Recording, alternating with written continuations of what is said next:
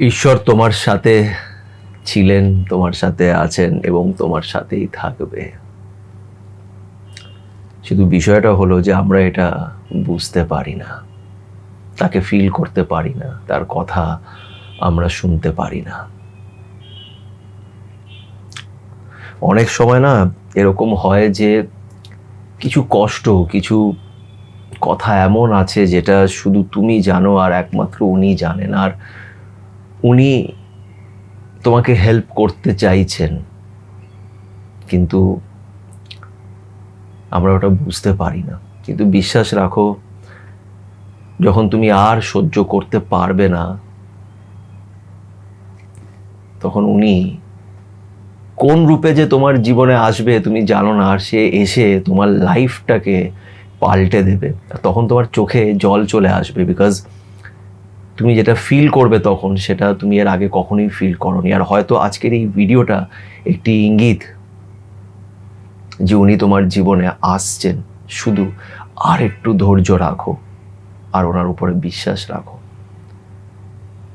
আজকের ভিডিওতে আমি কিছু এমন কথা বলবো, সেটা যদি করে দেখো তাহলে তুমি ঈশ্বরকে ফিল করতে পারবে তোমার কাছে, তোমার পাশে। শুধু একটু ধৈর্য রাখতে হবে, নিজের উপরে বিশ্বাস আর তার উপরে বিশ্বাস রাখতে হবে। এই কঠিন সময় কেটে যাবে। তো চলো আর সময় নষ্ট না করে আজকের এই ভিডিওটি শুরু করা যাক। জানো তো, একটা সময় এরকম ছিল আমার লাইফে, যেই সময়টা মানে আমি নিজেকে হারিয়ে ফেলছিলাম। মানে আমার মনে হচ্ছিল যে আমি আস্তে আস্তে মেবি পাগল হয়ে যাচ্ছি। আই গেস এরকম একটা ফেজ আমাদের সবার লাইফেই কোনো না কোনো সময় হয়তো আসে। আর এই সময় যে কষ্ট হয়, সেই কষ্টটা না বাকি সব কষ্টের থেকে অনেকটা আলাদা। মানে এই কষ্টটা এরকম হয় যেখানে তুমি যে কি করবে তুমি বুঝতেই পারো না, মাথাটা কাজ করে না, তখন কাজ করতেও ইচ্ছে করে না, কারোর সাথে সেরকমভাবে কথা বলতে ইচ্ছে করে না, আর দিনগুলোকে কাটানো খুব কঠিন হয়ে যায়। আর সব থেকে বড় প্রবলেম কি বলতো, মানে এরকম পরিস্থিতিতে তুমি কাউকে নিজের কথা বোঝাতেই পারবে না। লোকেরা তোমাকে অনেক রকমের সাজেশন দেবে, মানে যদি তুমি কাউকে বলো তাহলে সে তোমাকে সাজেশন দেবে, কিন্তু তাও তুমি এটার থেকে বেরোতে পারবে না।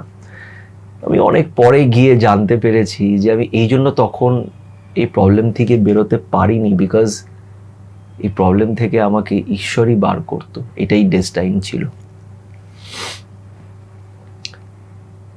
যখন তোমাকে কেউ শুনছে না, উনি তোমাকে শুনছেন। এটা যেদিন তুমি বুঝতে পারবে, তোমার গায়ে কাঁটা দিয়ে উঠবে, তোমার চোখে জল চলে আসবে, তোমার জীবনটাকে দেখার নজরটাই পাল্টে যাবে। আজকে এই ভিডিওটা হয়তো তুমি এই জন্যই দেখছো, বিকজ ঈশ্বর তোমাকে বলতে চাইছে যে আরেকটু ধৈর্য রাখ, আমি আসছি। আমার জীবনেও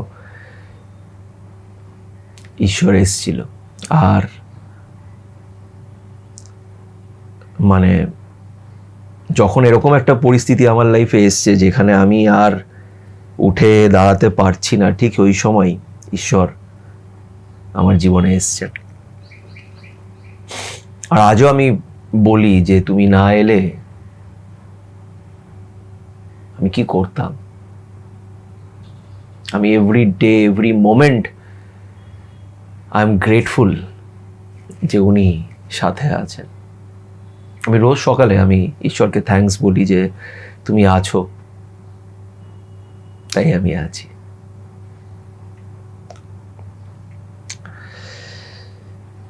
আজ আমি তোমাদের, যারা এই ভিডিওটা এই মুহূর্তে দেখছো, আমি এটাই বিশ্বাস করছি যে এই ভিডিওটি বা এই কথাটা আমাকে ঈশ্বরই বলাচ্ছে।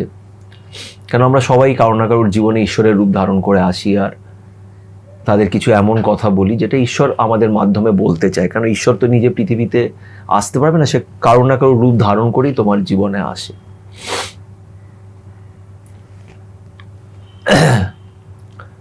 তো আজকে আমি যেই কথাটা বলবো সেটাকে খুব মন দিয়ে শোনো। সেটা হচ্ছে যে আমি জানি যে এই মুহূর্তে তুমি খুব কষ্ট পাচ্ছ, তাই জন্য হয়তো আজকে এই ভিডিওটা দেখছো। তুমি জানো যে তোমাকে শুধুমাত্র ঈশ্বরই শুনতে পারবে, ঈশ্বরই বুঝতে পারবে, তাই জন্য এই ভিডিওটি তোমার চোখের সামনে এসছে আর তুমি এই ভিডিওটাকে দেখছো। তো যদি এই ভিডিওটা দেখে থাকো, এই অবধি দেখে থাকো, তাহলে আমি বলবো যে একটা ডিপ শ্বাস নাও নাক দিয়ে, শ্বাসটাকে একটু হোল্ড করো আর আস্তে করে মুখ দিয়ে ছাড়ো। যাবতীয় যত টেনশন আছে সব কিছুকে এক সাইডে রেখে দাও, কিছুক্ষণের জন্য সব কিছু ভুলে যাও। জাস্ট চোখটা বন্ধ করো আর তাকে ইম্যাজিন করো যাকে তুমি বিশ্বাস করো, তাকে কল্পনা করো। ওনাকে বলো যে আমি জানি তুমি আমার সাথে আছো, আমার পাশে আছো, তুমি সব শুনতে পারছো, তুমি সব দেখতে পারছো, তুমি আমার সাথেই থেকো।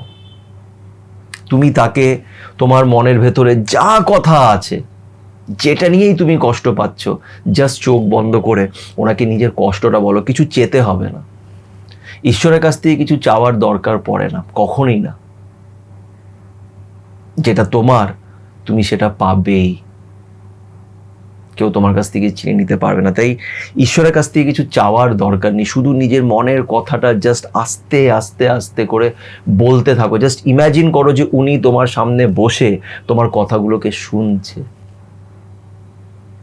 তুমি তাকে বলো, সব গল্প বলো, পুরো গল্পটাকে ভালো করে এক্সপ্লেন করো, কি চলছে তোমার মনের ভেতরে, কি তুমি ফিল করছো, তাকে বলো, মন খুলে বলো। আর বিশ্বাস করো, যদি আমার ভিডিও দেখে থাকো, যদি আমাকে একটুও ভরসা করে থাকো, বিশ্বাস করো উনি তোমার কথা শুনছেন, প্রতিটা ওয়ার্ড উনি শুনছেন।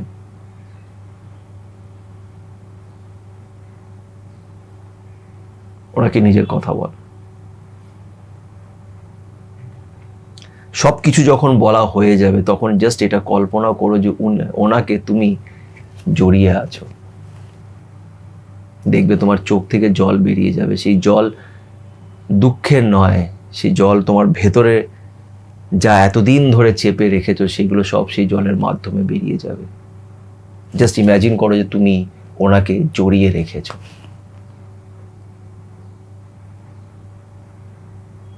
ফিল করো ওনাকে। এটা হচ্ছে ফার্স্ট স্টেপ যেটা তোমাকে করতে হবে। সেকেন্ড স্টেপটা কি? সেকেন্ড স্টেপটা, এই জিনিসটা করার পর সেই মোমেন্ট থেকেই তুমি কোনো নেগেটিভ কথা ভাববে না, কারুর জন্যে খারাপ ভাববে না। একটা জিনিস মনে রেখো, ঈশ্বর তোমার মনের ভেতরে তো আছে, কিন্তু তুমি ওনাকে তখনই ফিল করতে পারবে যখন তোমার মনটা পরিষ্কার হবে, যখন তুমি নেগেটিভ অ্যাক্টিভিটিগুলো করা বন্ধ করে দেবে।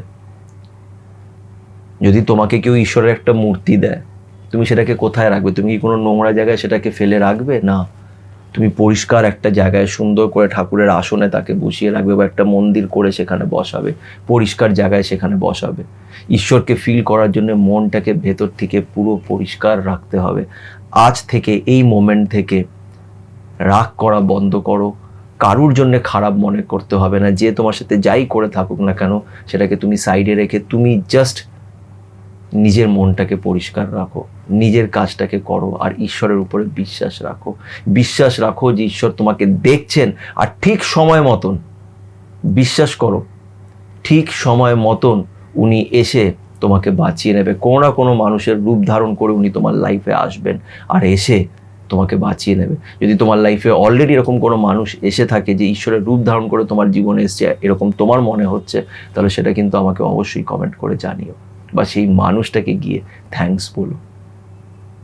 এরকম হবে, এরকম হতে বাধ্য। এই মুহূর্তে তোমার যদি মনে হয় যে আমি পড়ে যাচ্ছি আর উঠতে পারছি না, ঈশ্বর জানে যে তোমার মধ্যে এখনো সেই ক্ষমতাটা আছে লড়াই করার, তাই সে তোমাকে এসে হাতটা দিচ্ছে না। যেদিন লেভেলটা অনেক আপ হয়ে যাবে, তোমার কষ্টের তুমি আর পারবে না, উনি কোনো না কোনো রূপ ধারণ করে সে তোমাকে বাঁচিয়ে নেবে, এটা হবে। কিন্তু এটার জন্য আবারও বললাম, মনটাকে পরিষ্কার রাখতে হবে। আর এটা আমি তো এক্সপিরিয়েন্স করেইছি, এবং যবের থেকে আমি এক্সপিরিয়েন্স করেছি তবের থেকে এরকম অনেক লোকের সাথে আমার পরিচয় হতে থাকে, যারা বলে যে ওরাও এরকমভাবে এক্সপিরিয়েন্স করেছে, ঈশ্বরকে নিজের জীবনে এক্সপিরিয়েন্স করেছে। তোমাকে ঈশ্বরকে কোনো মন্দিরে খুঁজতে যেতে হবে না, কোনো মন্দিরে যেতে হবে না, উপোস রাখতে হবে না, তোমাকে কিছুই নিয়ম পালন করতে হবে না। তোমার ভেতরে যে ঈশ্বরটা আছে তুমি তাকে ফিল করতে শুরু করে দেবে।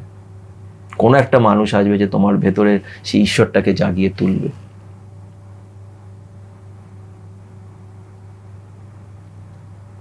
আমি আজও ভাবি সেই দিনগুলোর কথা, মানে যেখানে আমি পাগল হয়ে যাচ্ছিলাম, নানান প্রশ্ন মাথার ভেতরে আসতো, কিন্তু কোনো উত্তর নেওয়ার উত্তর খুঁজে খুঁজে খুঁজে আমি টায়ার্ড হয়ে গেছিলাম, হতাশ হয়ে গেছিলাম, আমার শরীরে আর দিচ্ছিল না।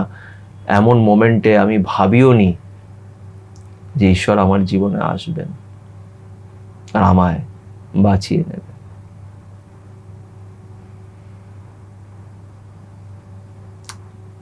যখন ভাবি তখন আমার খারাপ লাগে না, আমার খুব মানে আমার চোখে জল আসে। তার কারণ হচ্ছে খুশিতে আসে। কিছু জিনিস, কিছু মুহূর্ত লাইফে এমন আছে যেটা সত্যি ঈশ্বরের দেন, ঈশ্বরের গিফট বলে আমি মনে করি। সেটা আমি কখনোই শব্দের মাধ্যমে এক্সপ্লেন করতে পারবো না। আই এম ভেরি থ্যাঙ্কফুল কি ঈশ্বর আমাকে একটু হলেও দেখা দিয়েছে। তো প্লিজ পজিটিভ থাকো, নিজের ভাইব্রেশনসটাকে পজিটিভ করো, be grateful, be thankful what you have in your life. তোমার জীবনে যাই আছে তার জন্যে ঈশ্বরকে ধন্যবাদ জানাও। মন পরিষ্কার রাখো, কারোর দিকে দেখতে হবে না, নিজের এই জার্নিতে এগিয়ে যাও। ঈশ্বর তোমার সাথে আছেন, তোমার পাশে আছেন, আর তুমি খুব শিগগিরই ওনাকে নিজের জীবনে পাবে, ওনাকে ফিল করতে পারবে। আর যেদিন তুমি ওনাকে ফিল করতে পারবে সেদিন তোমার চোখেও জল চলে আসবে, আর তোমার জীবন সেখান থেকে পাল্টে যাবে, তুমি অনেক পাল্টে যাবে। আশা করছি এই ভিডিওটি তোমাদের ভালো লেগে থাকবে। যদি ভালো লেগে থাকে তো প্লিজ একটু লাইক করো, আমার চ্যানেলের সাথে সুমন্তকে অবশ্যই সাবস্ক্রাইব করো, কমেন্ট করে নিজের মতামত জানিও, পজিটিভ থেকো, তার উপরে বিশ্বাস রেখো এবং ভালো থেকো।